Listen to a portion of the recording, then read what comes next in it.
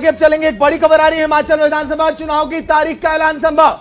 बड़ी खबर आपसे कुछ ही देर में, गुजरात विधानसभा के चुनाव के तारीखों का ऐलान तो नहीं होगा, सूत्र बता रहे हैं, लेकिन थोड़ी देर में चुनाव आयोग की प्रेस कॉन्फ्रेंस। न्यूज इंडिया आपको लाइव दिखाएगा तस्वीरें कि आखिर हरियाणा में कौन सी तारीखें होंगी जब होगी नेताओं की अग्नि परीक्षा। अभिषेक। बिल्कुल, तो देखिए हिमाचल जो है वो बेहद अहम राज्य है कई मायनों में। गुजरात जो है वो भी बेहद अहम है। हालांकि गुजरात को लेकर के सूत्रों के हवाले से जो बड़ी जानकारी निकल करके सामने आ रही है कि वहां के चुनाव की तारीखों का ऐलान आज नहीं होगा। आज सिर्फ और सिर्फ हिमाचल के चुनाव की तारीखों का ऐलान किया जाएगा। यह बड़ी खबर है फिलहाल। और साथ ही साथ आपको बता दें कि अब से कुछ देर बाद, यानी लगभग 20 मिनट से 25 मिनट का वक्त बचा है, इलेक्शन कमीशन जो है वो अब से कुछ देर बाद प्रेस कॉन्फ्रेंस करके हिमाचल के चुनाव की तारीखों का ऐलान तो कर देगा। लेकिन अभी यह जानकारी जो निकल करके आ रही है सूत्रों के हवाले से कि गुजरात के चुनाव की तारीखों का ऐलान नहीं किया जाएगा। सागर। तो बिल्कुल, चलिए जल्दी से ग्राफिक्स आपको दिखाते हैं कि आखिर हिमाचल और गुजरात के क्या कहते हैं चुनावी समीकरण। उसके बाद अपने मेहमानों से भी हम जुड़ेंगे और पूछेंगे कि आखिर इस बार का माहौल किसके पक्ष में है। चलिए जल्दी से कुछ आपको ग्राफिक्स दिखाते हैं। हिमाचल में विधानसभा की कुल अगर बात करें तो 68 विधानसभा सीटें, लेकिन ट्रेंड यहां पर यही है कि एक बार बीजेपी आई है तो एक बार कांग्रेस। अंशिका। बिल्कुल, हिमाचल का सियासी समीकरण क्या है ये समझना बहुत जरूरी है। हर 5 साल में सरकार बदलने का ट्रेंड है। 32 साल से यही देखा गया है कि हर 5 साल में सरकार बदली और कांग्रेस या बीजेपी के ही पार्टी से मुख्यमंत्री भी बने हैं। 32 साल से लगातार सरकार बदलने का ट्रेंड जारी है। सागर। तो चलिए गुजरात की भी बात अब कर लेते हैं। हालांकि देखिए चुनाव की तारीख का ऐलान हो सकता है गुजरात पर आई ना हो, लेकिन विधानसभा सीट 182 बीजेपी ने यहां पर जीत तो प्राप्त की है। 27 सालों से कांग्रेस सत्ता वापसी के लिए बेताब तो है, लेकिन क्या इस बार संभव है क्या? 24 साल से लगातार बीजेपी की वहां पर सरकार है। अंशिका। बिल्कुल, तो क्या ये रिकॉर्ड टूटेगा? क्योंकि तमाम जो ऐसे राजनीतिक दल है वो गुजरात में अब एक्टिव नजर आ रहे हैं और आगे क्या होगा गुजरात में ये भी अभी देखने के लिए वक्त बाकी है। 2002 से लगातार कम हो रही है बीजेपी की सीटें। एक ये भी चीज देखिए, जीत तो रही है बीजेपी लेकिन सीटें कम हो रही हैं और इस बार कितनी बड़ी चुनौती है ये बड़ी बात। देखिए इसी पर जब ऐलान होगा तो उसके बाद क्या समीकरण बनेंगे, माहौल किसके पक्ष में।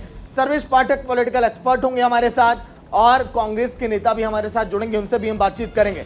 सर्वेश जी, पहले आपके पास आऊंगा, माहौल किसके पक्ष में? क्योंकि देखिए हिमाचल की अगर बात करें तो यहां पर जो ट्रेंड बरकरार रहा है, क्या लग रहा है वो इस बार टूटेगा क्या? जिस तरह से बीजेपी लगातार रैलियां कर रही है और बड़ी बड़ी घोषणाएं कर रही है।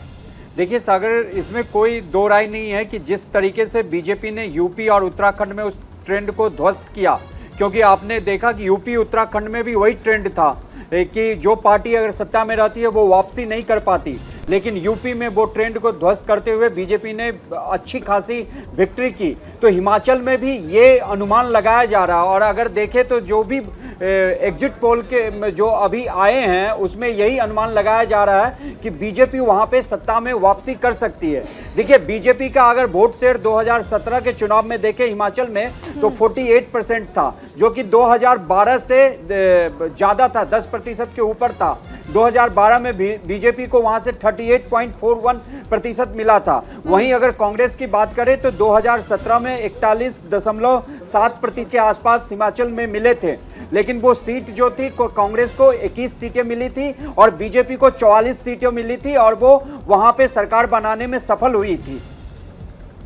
बिल्कुल सर्वेश जी, आप हिमाचल की बात तो बता ही रहे हैं, लेकिन थोड़ा सा गुजरात पर भी प्रकाश डाल लेते हैं। गुजरात की अगर बात करें तो बैक टू बैक बीजेपी जीती तो है, लेकिन सीट्स में कमी देखी गई है। क्या इस बार कुछ ऐसा इफेक्ट नजर आएगा? देखिए अंशिका जी, गुजरात जो है वो बीजेपी का किला है। हाँ। दुर्गम किला है, उसको कांग्रेस कोशिश तो कर रही है लेकिन कामयाबी नहीं मिल रही है और इस बार भी नहीं मिलेगी।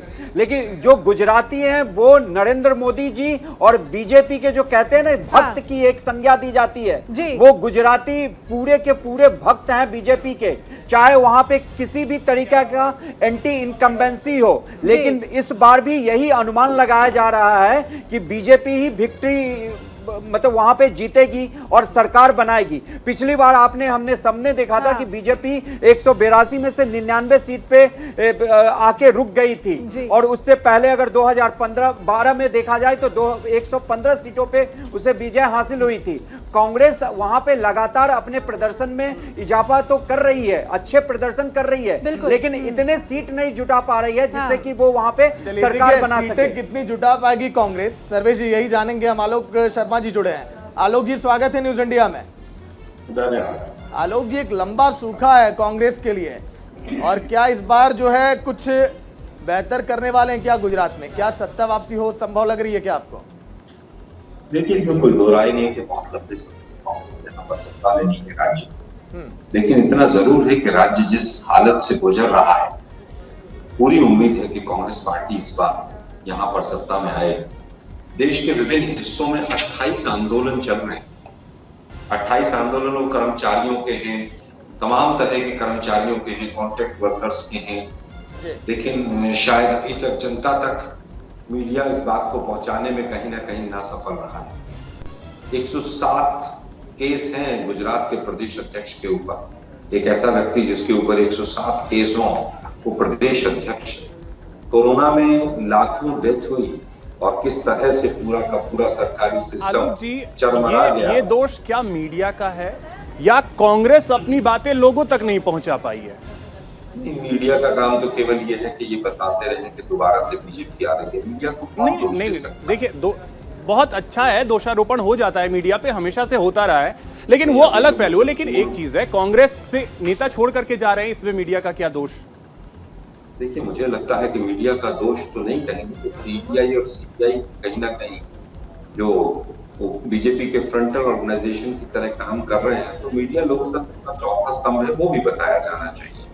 लेकिन आज हालत ये है कि गुजरात पर जिस दिन नरेंद्र मोदी आए थे मुख्यमंत्री बनकर, 9,000 करोड़ का कर्जा था, आज 2.75 यानी 3 लाख करोड़ का, यानी 30 गुना कर्जा बढ़ गया है। कांग्रेस तो बता ही रही है, बाकी लोगों को भी बताना चाहिए। आज तक जितने लगभग 10 लाख पासपोर्ट सरेंडर हुए मोदी जी के प्रधानमंत्री बनने के बाद, उसमें मैक्सिमम गुजरात के हैं, और मैक्सिमम एजुकेशन के लिए लोग विदेशों में जो जाते हैं वो गुजरात से हैं। ये भी सच्चाई है। देखिए, ठीक है सर्वेश जी, देखिए आलोक जी सीधा ठीकरा फोड़ रहे हैं मीडिया पर कि क्यों नहीं कांग्रेस वापसी कर पा रही है। हालांकि ये इनकी अपनी बात है, लेकिन सर्वेश जी, आप अभी थोड़ी देर पहले कह रहे थे कि मीडिया सिर्फ बीजेपी की जीत दिखा रही है, आप ये सीधे तौर पर दोष लगा रहे थे। शो में अभी आप ही के शो में जो पूर्व वक्ता है, वैसे जिस तरह से मोदी का पढ़ रहे थे, उससे ऐसा ही लगता है। आपको ऐसा लगता है? चलिए ठीक है, ये आपकी अपनी बात है, लेकिन सर्वेश जी, अगर कांग्रेस के परफॉर्मेंस पे नजर डालें गुजरात और हिमाचल में, तो आपको कितना ज्यादा मजबूत नजर आ रहा है कांग्रेस का परफॉर्मेंस? देखिए अंशिका जी, अगर कांग्रेस नहीं जीत पा रही है तो उसे कुछ बहाने की जरूरत होगी, और वो बहाना हमने सबने देखा कि उन्होंने मीडिया पे डाल दिया, जबकि उनको वहां पे देखिए एक अच्छी फाइट देने की जरूरत है।